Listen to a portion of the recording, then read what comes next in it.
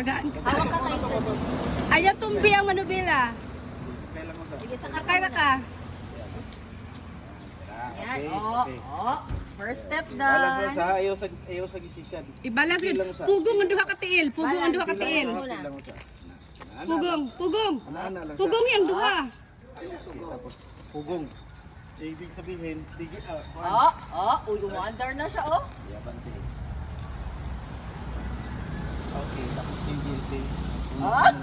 Pugong lang. Steady, pugong. Ate. Diba? Oh, oh. Susod. Pugnan ni mo ang bof. Tiil ni mo.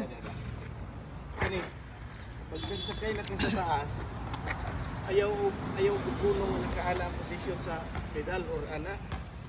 Lisod na siya balansi. Pugnan jud. Ana gyud ana parallel to the ground. Dapat Kay para neutral.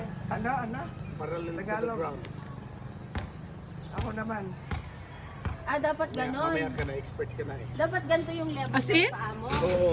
Ah. Hindi ganyan Alam mo, kasi mahirap diba? i-balance yan. Ah, Mahirap i-front and back yan.